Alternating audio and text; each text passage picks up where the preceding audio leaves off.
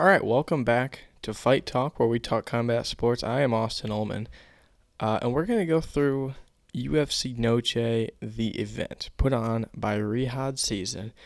And I want to go through kind of explaining this tweet that I put out today because I feel quite passionately about it.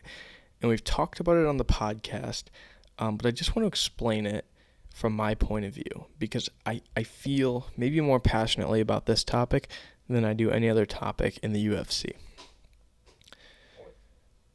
So here's the thing. I am a massive sports fan, so I'm going to bring in a lot of different sports into this video and kind of explain what are other sports doing.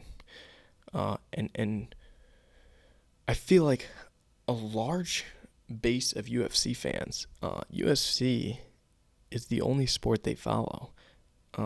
And that might be like a complete stereotype, and I could be totally wrong, but I feel like the people I interact with and the people I see at fights, I feel like UFC is for sure their main sport, and they're not following another sport as closely as they are the UFC. For me, I'm a massive golf fan, college basketball fan, college football. I watch baseball. I watch the NFL, the NBA.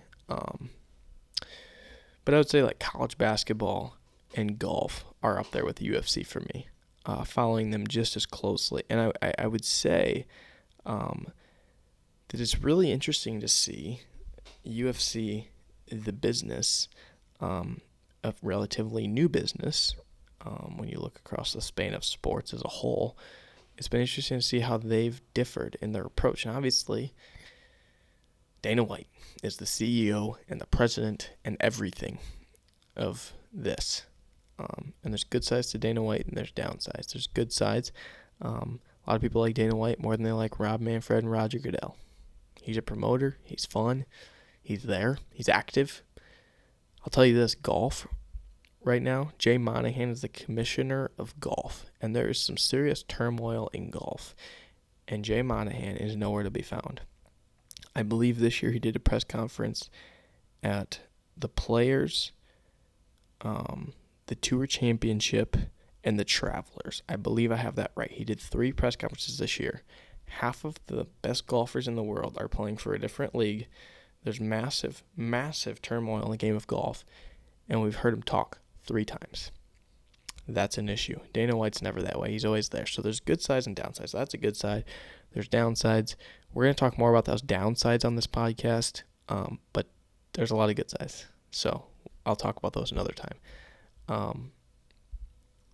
UFC Noche. What a fascinating event. The press conference itself was bad. The idea of it was good. Outside, sphere in the background, that was awesome. Give me more outside press conferences. That was really sick. So let's get into this a little bit. So what I said is, starting off with the thread, the UFC has got to do more stuff like UFC Noche. Now that's hard. UFC Noche costs a lot of money. It costs a lot of money.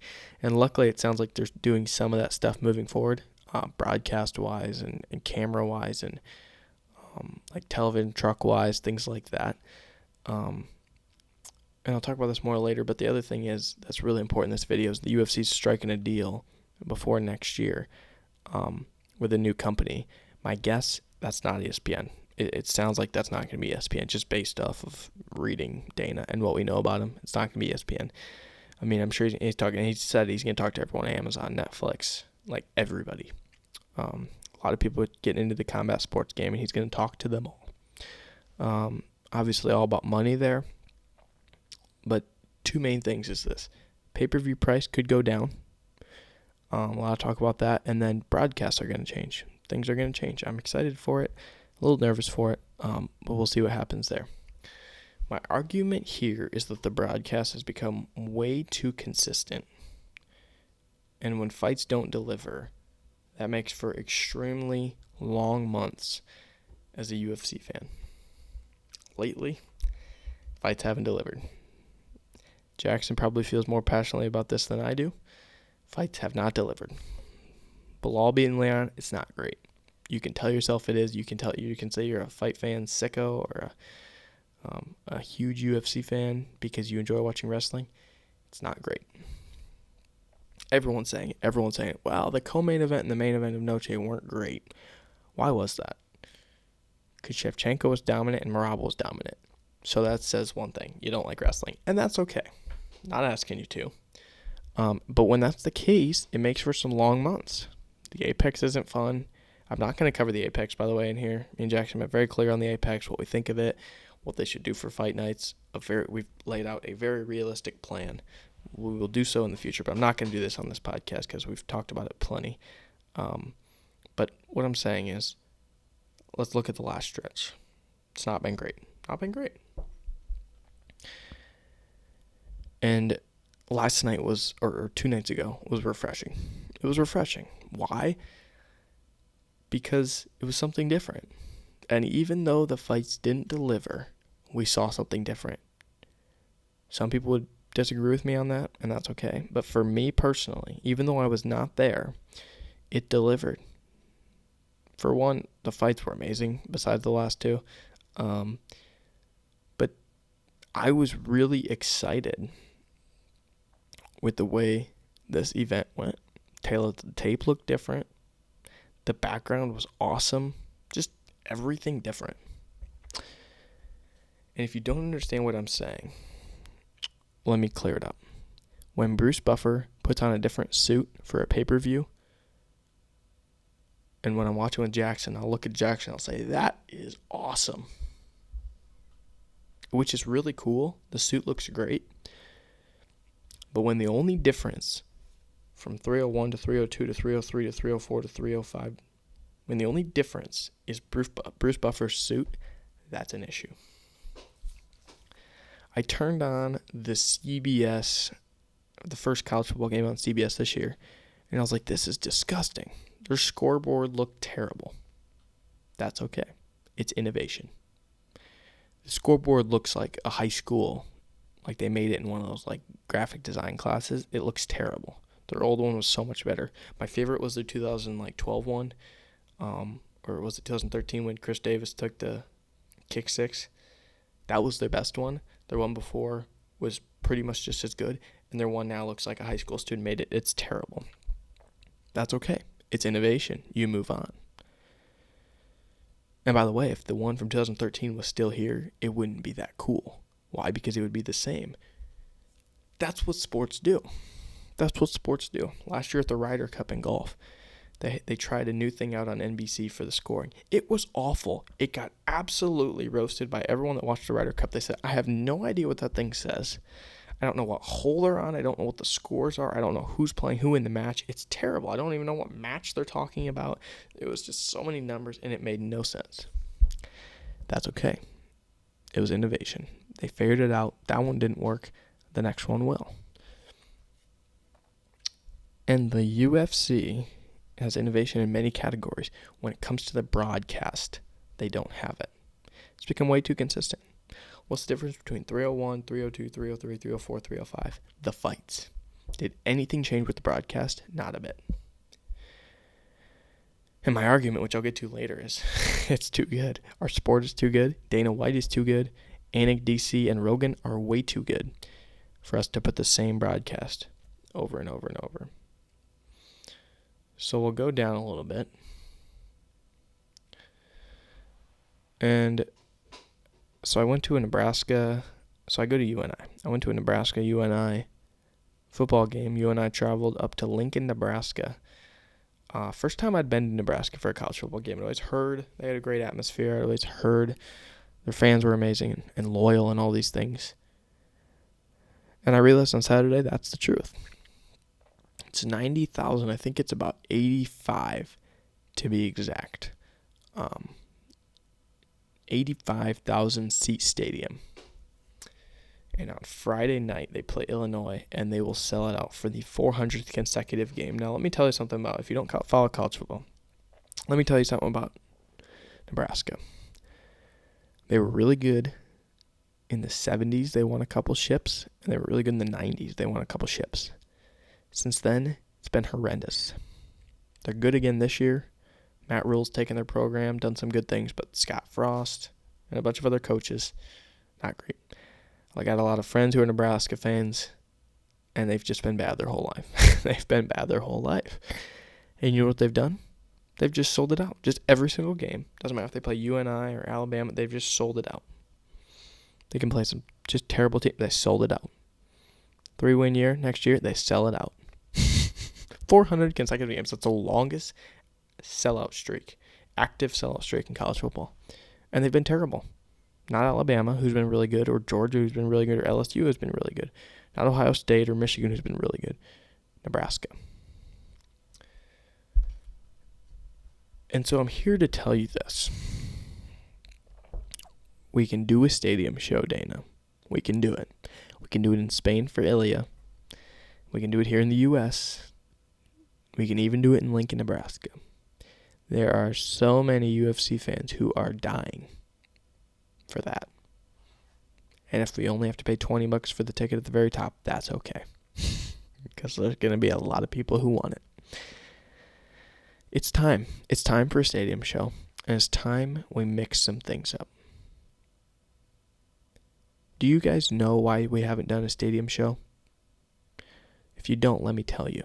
Because Dana explained it not that long ago. Someone said, well, why aren't you going to do a stadium show, Dana? You know what he said?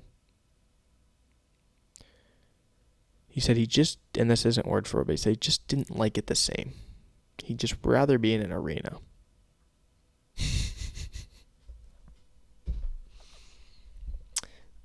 Dana, what about the millions of fans? They didn't ask him this. They should have. What about the millions of fans who want to see a stadium show? Or something different? You have 12 pay-per-views in a year. You can do 11 of them in arenas. Give us a freaking stadium show. We're ready for it. We can sell it out. Just try something different. Just try something different. It's time. We've been waiting patiently. But if Nebraska, through the woes of the last couple decades, can sell it out every single game, 85,000, look at all those fans. We can too. We can do it once a year. We can do it twice a year. We could even do it 5 times a year. But we don't have to. But that's a lot of selfish talk from Dana White. Seriously. That's like really selfish for him to say, we're going to keep doing arena shows. We can't even give up one pay-per-view year in an arena because it just doesn't feel the same. I think it's a little louder in an enclosed space. And just, I like it better. The temperatures come on. It's ridiculous. It's absolutely ridiculous. Jake Paul and Mike Tyson are about to sell AT&T Stadium for a fight in November. An absolute gimmick fight that, by the way, the combat sports media is going to try to tell you that shouldn't be happening. No one's watching. They're going to sell it out. You can sell out Ilya in Spain. You know who just sold out like 90,000 seat stadium in Spain? I don't know. I don't know their names, but they were influencers and they were boxers, and I didn't even know them, and they sold it out. So if he's worried about selling it out, that's ridiculous. We know he can do that. But it's just selfish. He just doesn't like it as much, so he just doesn't do it. Can't even spare once. Just once. Just try it once. Try it in England, try it in Spain, try it in the U.S. You can sell it out wherever. Just try it once for something different. But he won't do it, and that's really frustrating. We know we can do it. We know we can sell it out, but we're not willing to.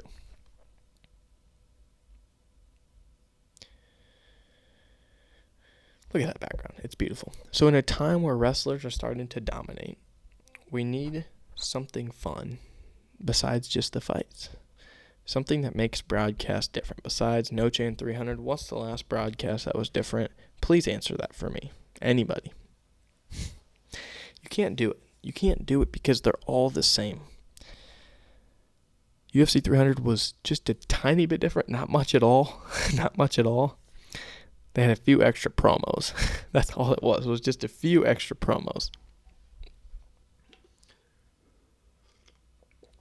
So you're asking, what do you do? What do you do? They do the same thing. Just switch it up. Sometimes it'll work. Sometimes it won't.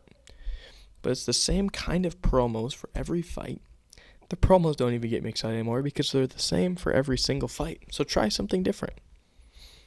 Maybe it's just a random fight on the prelims and you try something different. A different kind of promo. Something different to advertise the fight. Maybe you go back up for a prelim fight You go back up to the guys at the top, Anthony Smith and Din Thomas and those guys, and they talk about the fight. Maybe it's just a chance. Instead of doing a promo for a prelim fight, you just let Rogan and DC and Anik talk for a while. But instead it's promo fight. Just switch something up. That's my biggest complaint. I love when the prelims get done early, and for 20 minutes before the pay-per-view, I get those guys at a table, Anthony Smith and those guys, talking about the fights. I think that's awesome because it feels like, okay, the prelims are over now. These guys get to talk about it. It feels like every other sport where it's like, okay, get to watch guys talk about it, and then it starts. And that gets me excited. I think that should be a guarantee. I think we should cut a prelim fight off, and we should be able to watch the best guys talk around a table for a half hour before the pay-per-view. I think that should happen. I think it would make fans a lot more educated and a lot smarter, honestly. I think some fans are very not educated at all. I think it would be good for fans. But something little like that. But if wrestlers are going to dominate, we're going to need more of that. That's on the screen right there. We're going to need more of that. Whether it's a stadium show or in the Sphere or somewhere random, we're going to need more of that. And I'm talking pay-per-views only here. No fight nights. I'm not saying we got to go do a fight night somewhere random. I'm talking pay-per-views only. We got to switch things up. What's the last broadcast that was different? Just think about that, because I don't think there was one. What's the last broadcast that was different? Bring your lady to Spain. I said it. Have the Saudi cards in a fun arena. I'm sure they have something. I don't know what that is, but I'm sure the Saudis have something. I'm sure Abu Dhabi has something. Have a fight night outdoors. Have a fight night on a beach. Have a fight night in a rainforest. I don't care. Just try something. Because that's fun. And if you have a fight night in the middle of a rainforest, by the way, and there's no one there, and the fights are snoozers, that's okay, because people would watch because it's just different. People watch different. You know why people started watching the UFC? Because it was different. It was different than boxing. It was really different. And now a lot of stuff feels the same. Press conferences outside. Every press conference from here on out, maybe not everyone, but most of them should be outside. That looks really cool. At night. They should be at night outside. Just try it. Try something different. Really exciting ones where you want to feel the intensity, like in Ireland or in Manchester, you can bring them inside. But that was awesome. And by the way, I think you can always have the Sphere in the background. I mean, I'm sure they would let us have the parking lot. So I said, hopefully the new TV deal can spark some ideas, whoever that is. Hopefully they're up for the challenge to continue to grow this sport, because our sport is way too good. There's way too many people that love fighting that are coming in and honestly watching for a while and then just saying, I don't know what it is, but it's just not for me anymore.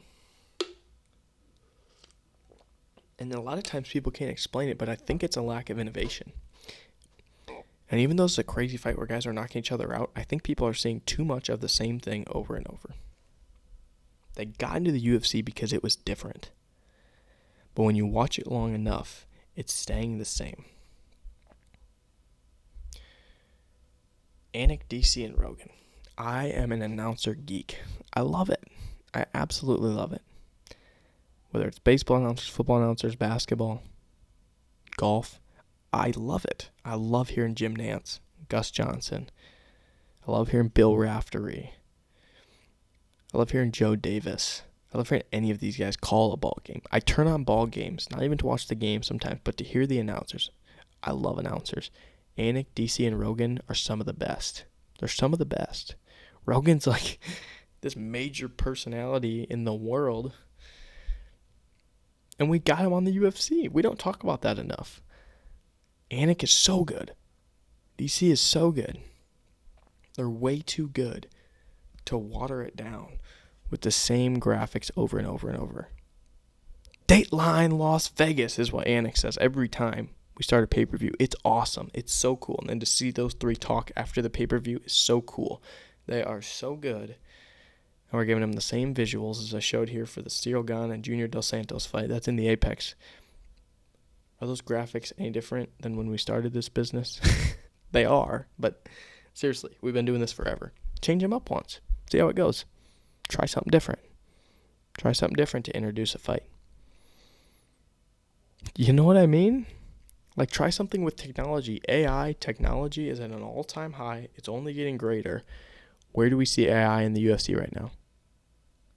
Where do we see technology? They just did it for the Sphere, where they had the resting heartbeat of the two fighters. Why is that the first we've seen anything? More AirPod interviews, things like that. Interview guys before the fights more, if you can, in the locker rooms. They do it for boxing. They do it for everything else. In baseball, they're interviewing guys during the games. In golf, they're doing it during rounds. I'm not saying we're interviewing guys during fights. That'd be crazy. But interview them before. Right? But there's too many grudges. There's so many grudges. Why isn't Ariel Helwani still in the business? Grudges. Right? One of the best. He's out for it because of grudges. There's so many guys, and that's one of the downsides for Dana. So many grudges, and we're not seeing some of the best guys do it. The Sphere should be just the beginning. The graphics should always be changing. We should always be trying something new, and that's one of the hard parts with the UFC never taking an off-season break, is it's month after month after month, and we never have a 3-month off period to say, okay, what can we change now? That's one of the big things with the UFC. We don't have that time off and say, okay, what can we change? How can we make this better? Because it's month after month after month. There's no break. So there's no time to really do that. So busy matchmaking and doing everything that they completely forget there's an entire product here that's not being improved. Look at the tail of the tape. Has that ever changed? Come on. We have to be better than that. Now, I don't know what the heck this picture is, but I thought it was cool and high technology. But we're seeing those places where you can watch fights now, like in movie theaters, and it's all around you, and it's got all the stats there. Virtual reality experience things. It's amazing. You won't get it right every time, but you have to try it. All other networks and sports are constantly changing scoreboards, graphics, camera angles, and everything else to improve. Let's, as a sport in the UFC, not fall behind. That's the biggest thing. Let's not fall behind. These people are improving. Sometimes it goes really well. Sometimes it goes quite poorly. Let's not fall behind. We can't do it. We can't fall behind. We have to stay up to date. And especially you look at AI, you look at these advanced stats you can get.